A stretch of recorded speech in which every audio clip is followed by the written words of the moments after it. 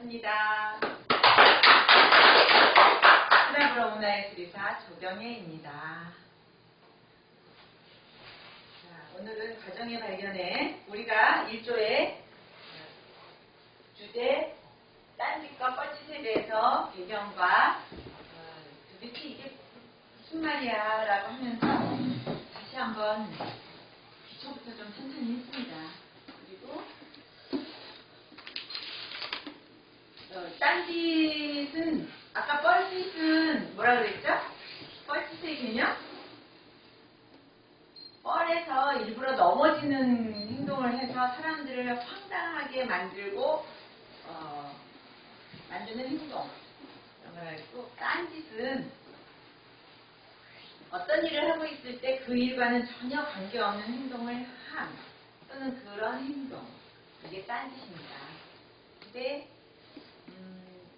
우리들은 주로 하나의 직업을 가지고 살아왔던 그걸 주제로 놓고 봤을 때 그 이외의 것들을 딴짓이다라고 말할 수 있지 않느냐. 우리의 딴짓은 어디에 있을까? 이렇게들 말을 했어요. 근데 있잖아요.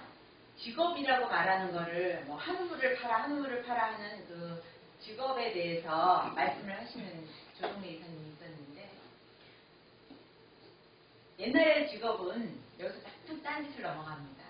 옛날에 조선시대 선비들이 뭘 먹고 살았을까요?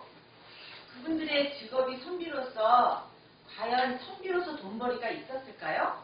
벼슬을 하지 않은 선비는 뭐하고 살았을까요? 아시는 분? 집세기를 나. 네. 부인이 먹였지. 부인이 뭘 해서 먹였을까요? 품팔이거든. 네? 날품 팔아가지고. 아, 선비님의 부인은 날품팔이를 하고 살았다고요? 날품팔이가 뭐예요? 진짜 다소 이렇게 벼도 개주고 뭐 모조심을 주고. 농사일을 도왔어요. 농사일밖에 더 있어요. 돈벌이가. 장에 가서 못 팔 수도 있잖아. 그렇지. 농사일을 도왔거나 장에 가서 물건을 팔고 와서 선비를 봉양했다. 삭바느질을 해서. 성악바늘. 네.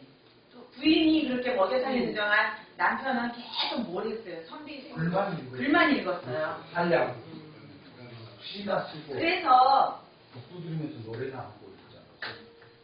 노래만 했어요. 독도 들으면서 여자들. 제가 저도 뭐 직접 보지는 않았지만 집을 꼬아서 집신을 만들거나 그 생활수단이 되는 그런 생활 도구를 만들어서 아내가 장에 갔다가 팔아도 되고 본인이 장에 갔다 팔아도 되는 그런 생활을 해서 집신을 꼬아서 생계를 유지하는 선비들이 제일 많았대요. 그러면 그거는 직업이었을까요? 생계였을까요? 생계수단. 직업일까요? 승려수단이죠, 승려수단. 그러면 직업이라는 말에 들어가는 단어의 어원을 찾아보면은 닭의 벼슬이라는 뜻을 가지고 있는 단어가 들어가 있는데, 그건 명예라는 뜻이거든요. 명예를 지키는 건 선비라는 그 직업이라고 말하지만 그 사람은 생계는 집신을 꼬아서 유지하는 생계수단이 따로 있었다는 거예요. 돈벌이. 그러면 어느 게 이 사람에게는 딴짓이고 어느 게 그 중요한 일이었을까요?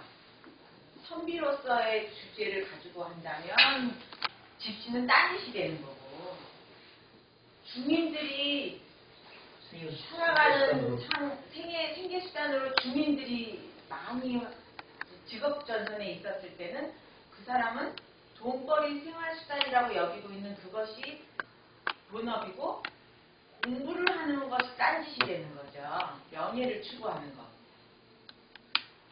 그런데 이 시대에서는 그런데 만약에요, 집신도 안 꼬고 계속 선비라시고 벼슬 안 하고 있는 사람들을 뭐라고 불렀게요? 퀴즈. 네, 한량이라고 해서 굉장히 무시했어요. 한량은 일 없이 한가로운 양반 양 해가지고, 한가로운 양반 해가지고 거의 가족을 생계를 책임지지 않는 나쁜 집안 집에 취입하고. 네, 나쁜 그런 마음을 갖고 부르는 소리였어요. 한량은 약간 비꼬죠. 그래서 우리의 이 독서 모임도 우리한테는 하나의 딴짓이에요. 그냥 또 계속 하다가 어느 날 이게 책을 내다 보면은 또 그 딴짓이 다른 생활 수단이 될 수도 있고 본업이 될 수도 있을 것이다 라고 말하는데, 우리의 딴짓은 뭐가 있었냐고 얘기해보니까 우리 조종래 시인님은 어려서부터 일기를 어려서부터 일기를 꾸준히 쓰는 버릇이 있는 딴짓이 있었어요. 그러다가 어느 날 자기 생활이 굉장히 아주 절체절명의 위기에 봉착했을 때 받아들여야만 하는 한 가지 일을 할 때 자신의 치유하는 하나의 과정이 그 일기 쓰던 버릇에서 온 아주 먼 거리 여행을 할 수밖에 없는 상황에서 그때 보고 느끼는 그런 모든 것들이 시로 승화돼서 나오는 거예요. 그런데 그 세계가 이제 보이기 시작한 거죠. 그래서 그 딴짓이 하나의 시인으로의 세계로 들어가게 하는 도화선이 됐었다. 그리고 저 같은 경우는 사실 크로마프가 딴짓이었어요. 아이를 키우는 흑마용차가 될 거야 라고 생각하면서 17년 다니던 은행을 그만두고 아이만 바라보고 싶어서 뒷바라지 하고 싶고 제대로 된 아이를 엄마 역할을 해보고 싶고 막 그런 마음이 강했는데, 그 안에서 나에게는 딴짓이 주어진 거예요. 남이 볼 때는 참 아름다워 보이겠지만 이 팔이 아프고 막 그런 어떤 고행의 길도 있고, 발이 망가져도 무거운 걸 끼고 가야 되잖아요. 내가 하고 싶은 그 장소까지 봉사하러 가려면 많은 거를 내려놔야 돼요.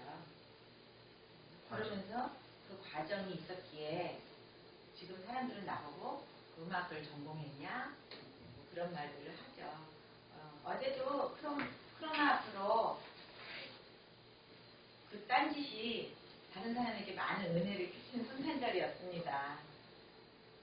그리고 내가 모시고 간 그 전도사 우리 이정훈 우리 독서 모임 멤버를 우리 교회에 다니게 됐으니 함께 쓰겠다라고 갑자기 했어도 내가 신청한 연주 시간에 이분과 함께 쓰니까 가장 은혜로운 시간이었다라는 말도 들었어요, 목사님이. 그 다음에 우리 김영웅 선생님은 합창단을 통해서 직장을 다니는 동안에 87년도부터 했던 그 합창단 활동이 딴짓이었어요. 그러면서 오랫동안 봉사를 여기저기 다니다 보니까 그걸로 솔로를 훈련시키는 훈련 전문가도 될 만한 기술력을 가진 거죠. 앞으로는 이제 우리가 뻘짓을 좀 해봐야 될 것 같아요. 조금 아까 조정래 들어오자마자 나를 확 허가하면서 반갑다고 하시는데 평소에 얌전하셨던 분이 갑자기 확 끌어안으면서 막 반갑다고 해서 이거 나름대로 뻘짓이었거든요. 저는. 근데 나는 이렇게 살고 싶다고 말씀하시고 나는 가끔 이래 이렇게 말씀하실 때 새로운 사람을 발견하게 되는 것 같았어요. 뻘짓은 일관적이지 않은 행동도 또 뻘짓인 것 같아요. 그리고 또 뻘에서는 우리가 안 넘어지려고 하는 게 보통 평소의 모습이잖아요. 아무 진흙탕이 되지 않기 위해서. 그러나 그거에서 넘어진 거를 실수로 넘어졌는데 그걸 오히려 상대방한테 보여주기 위해서 일부러 더 넘어지고 하면서 계속 황당한 걸 보여주는 행동. 그런데 이 뻘짓이 사람과의 관계가 형성되어 있지 않은 상태에서 뻘짓은 미친 짓이 되는 거예요. 그리고 신뢰가 될 수도 있다는 거죠. 그런 말씀을 우리 마지막 조종래 선생님이 해주시면서 이만 우리의 뻘짓과 딴짓을 정리하겠습니다.